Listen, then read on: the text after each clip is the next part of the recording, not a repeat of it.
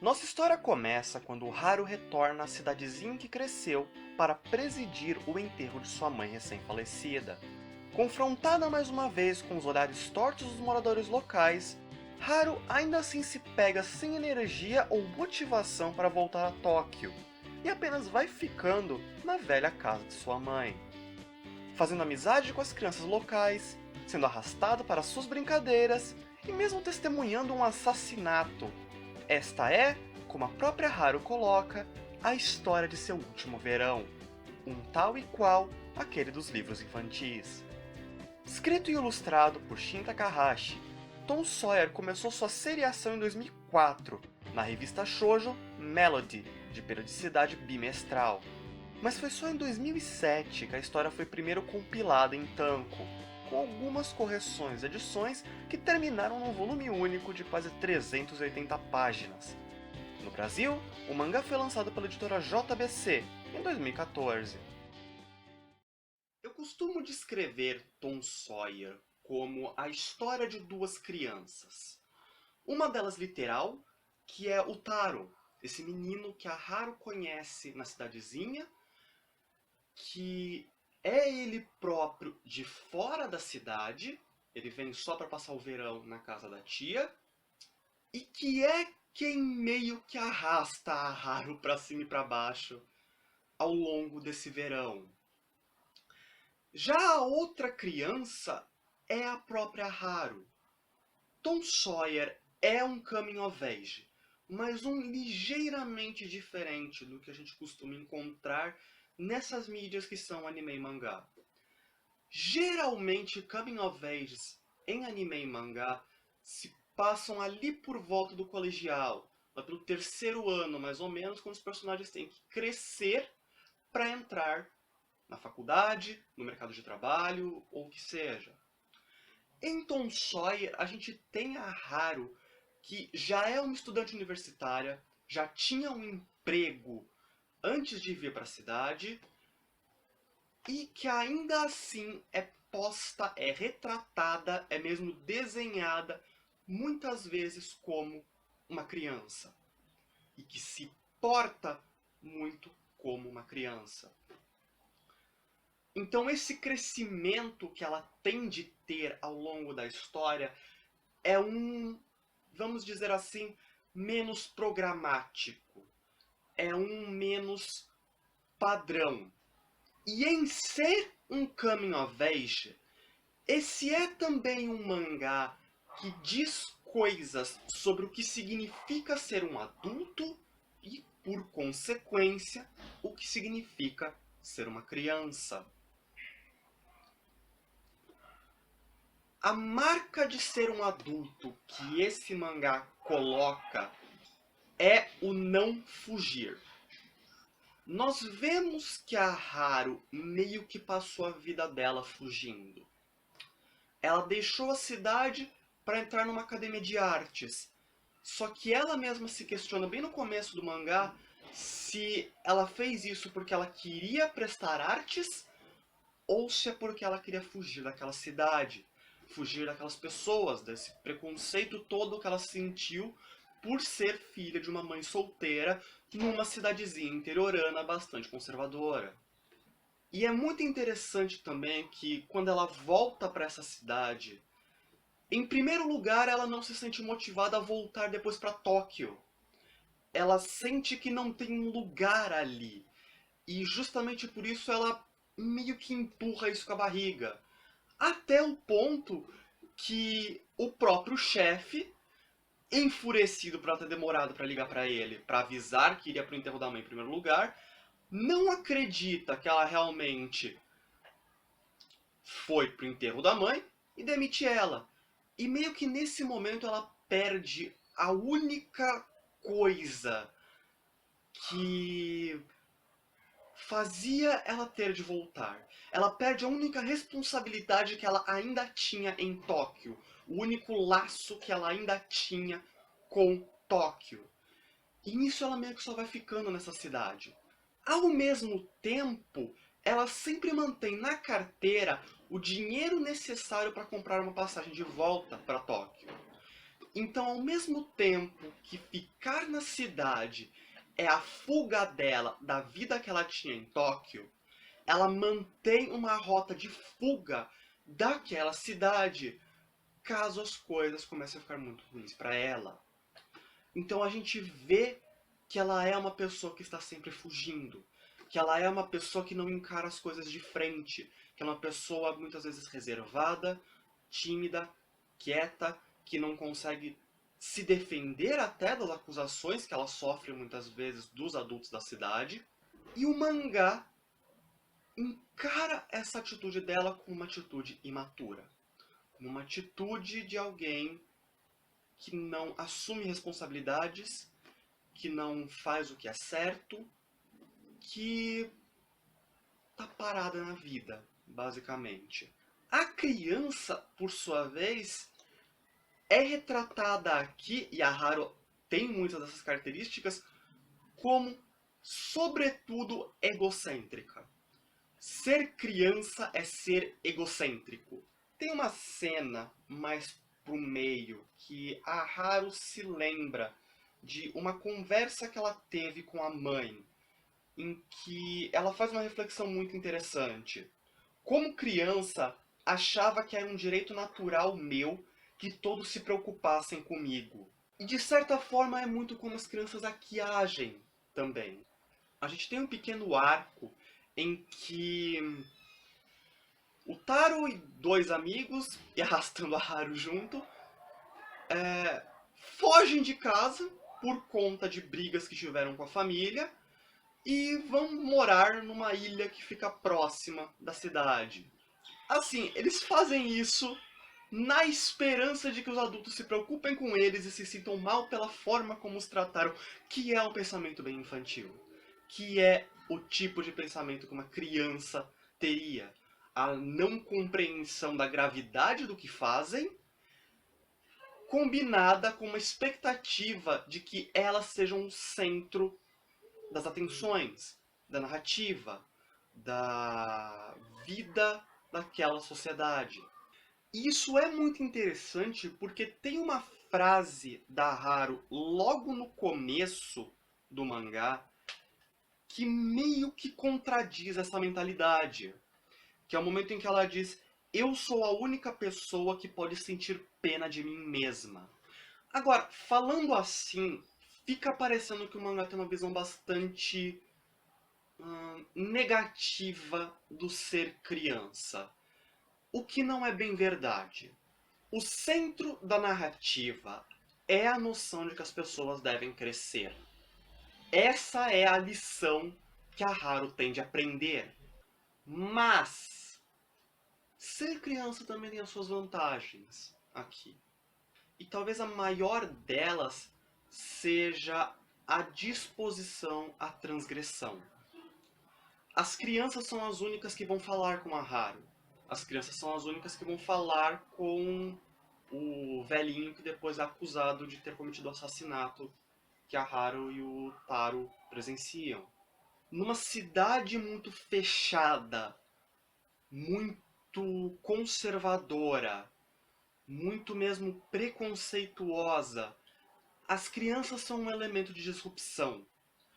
Porque elas ainda não foram completamente assimiladas pela ideologia local, elas ainda conservam uma mente mais aberta a experiências diferentes. E essa abertura é o que faz com que a Haru consiga se misturar muito mais entre as crianças do que entre os adultos da cidade. Então você tem também essa visão da infância, de uma época mais pura, de uma época com menos preconceitos. Não sem preconceitos, isso é muito importante colocar, porque a própria Haru sofreu bastante bullying na escola, porque a mãe era ostracizada pelos demais adultos da cidade. Então a gente tem também como as crianças imitam os adultos, mas elas ainda são mais abertas ao novo do que os mais velhos. O desenho do mangá é outro ponto que eu queria destacar aqui também. Esse é um mangá shoujo, então ele traz muitos elementos típicos do shoujo na sua arte. Por vezes você tem artes incrivelmente detalhadas, incrivelmente realistas, mas na maior parte do tempo você tem artes muito mais porosas, muito mais fugazes, artes que não destacam tantos cenários, artes em que as próprias linhas dos personagens não são tão bem definidas. É uma arte que faz todo esse cenário, todo esse ambiente, toda essa história soar meio que como uma miragem ou um sonho. Duas metáforas que eu não uso a esmo. A questão da miragem eu digo muito pela ideia de calor. Tem um texto já bem antigo lá no blog que o título é O Verão enquanto Metonímia Idealizada da Infância. Por quê? Porque as férias de verão são essa época idílica onde a criança de fato não tem nenhuma responsabilidade. Por mais que anime e mangá tendam a romantizar o período escolar japonês, a verdade é que ele é bem pouco romântico. A gente está falando aí de crianças que vão estudar um monte, sofrem enorme pressão por causa dos constantes exames, e que saindo da escola provavelmente vão para algum cursinho depois e só chegam em casa depois das 10 horas da noite. E para o adulto não é muito melhor. A gente está falando aí de um país que é conhecido por sua carga excessiva de trabalho, pela sua cultura de horas extras em detrimento da saúde física dos trabalhadores, por ser um país que tem uma palavra para definir morte por excesso de trabalho. Então, o verão fica no imaginário popular como essa época mágica de total liberdade. Ao mesmo tempo, o calor e mais especificamente o fogo são símbolos comuns da mudança, são símbolos da transformação. E é por isso que o verão se presta tanto ao coming of age. É um período por excelência de passagem da infância para a vida adulta. Que a gente entra naquela segunda metáfora que eu falei, de parecer um sonho. Porque aqui a Haru meio que precisa acordar. Ela meio que precisa crescer de vez. E tem uma frase logo no final, que é falada pela vizinha rica, que resume muito bem a situação. Ela fala sobre a mãe da Haru. A tua mãe também não parava quieta, parecia criança. Acho que era isso que a Francine gostava dela. A Francine, no caso, era uma gata que vivia na casa da Haru. Mas não tinha inveja dela. Criança não é a palavra certa, era mais como se ela quisesse que o verão nunca passasse. Que tonta! As estações passam. É isso que nos faz perceber que estamos vivos. E é por isso que a Haru, logo no começo, enquanto narradora, vai descrever este como seu último verão. Como seu último verão da infância, como a sua última infância.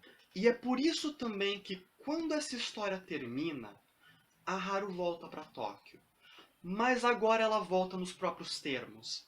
Ela volta, de certa forma, tendo feito as pazes com aquela cidade, tendo feito as pazes consigo mesma, tendo encarado de frente os problemas que precisava resolver e decidindo ir embora não para fugir, mas porque é o caminho que ela queria seguir na vida. E que é o que me faz gostar tanto desse discurso final que ela faz, que eu acho que resume muito bem os temas de Tom Sawyer. As estações do ano passam e todas as vezes em que chega o verão eu me recordo. Uma estação se vai e não importa quantas mais passem, eu continuo recordando. Que aquele verão foi meu último verão. Um verão como naqueles livros que li quando criança, e sempre achei que teria um dia na minha vida. Os meus tempos de moleque que nunca mais vão se repetir. Adeus. Tom Sawyer, você é o nome daquele verão. E é por conta de tudo que eu falo aqui que, se eu fosse recomendar Tom Sawyer para alguém, eu pessoalmente recomendaria mais pro pessoal que está ali numa faixa dos 17, 18 até uns 20 e poucos anos.